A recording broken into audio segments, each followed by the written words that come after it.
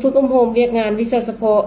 205ให้แผนกสันติบาลปกสกลุ่มบ้านที่ขึ้นกับปกสเมืองปักสันได้จัดขึ้นในวันที่28พฤษภาคม2025อยู่สโมสรปกสเมืองโดยการเป็นประธานของท่านพันโทบุญทองราชวงศ์สุขรองหัวหน้าห้องสันติบาลมีพันโทบัวสอนเกียรติวงศ์รองหัวหน้ากองวิชาการปกสเมืองปักสันหัวหน้าคณะแผนกสันติบาลปกสกลุ่มบ้านและแผนกที่เกี่ยวข้องเข้าร่วม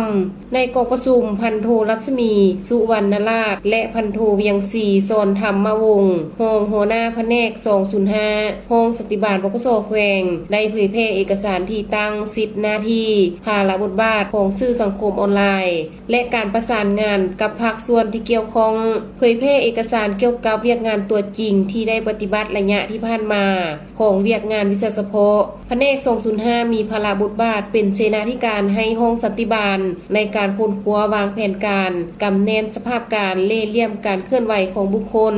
และกลุ่มคนบ่ดีที่จะช่วยใช้อุปกรณ์เทคนิคสื่อสารจดหมายของควรให้การช่วยเหลือด้านอิเล็กทรอนิกส์การบริการด้านไปรษณีย์โทรคมนาคมเข้าในการแทรกซึมหรือโจรกรรมความลับของภาครัฐวางมั่งเพทำลายความสงบทางด้านการเมืองเศรษฐกิจวัฒนธรรมสังคมเพื่อวางมาตรการคุ้มครองติดตามกฎการวางระเบียบการมาตรการป้องกันสกัดกั้นตอบต้านอย่างทันการหลังจากนั้นผู้เข้าร่วมกองประชุมได้ประกอบคำคิดเห็นแลกเปลี่ยนทัศนะบทเรียนอย่างกงไปกงมาในโครงเขตเวียกงานดังกล่าวตื่มอีกตอนท้ายท่านพันโทบุญทองราชวงศ์สุขรองหัวหน้าห้องสันติบาลปกสแขวงได้กล่าวเน้นหนักให้คณะนำพาบรรษาทุกขั้นเอาใจใส่นำพาเวียกงานการเมืองแนวคิดให้แก่นายและคุณตำรวจปกสเมืองปักสันให้มีคุณธาตุการเมืองหนักแน่นเชื่อมั่นต่อการนำพาของพรรคกำแน่นเร่งเข้าสภาพการเล่ห์เหลี่ยมกลอุบายกลุ่มคนบ่หวังดีเพิ่มทวีติดตามการเคลื่อนไหวของเป้าหมาย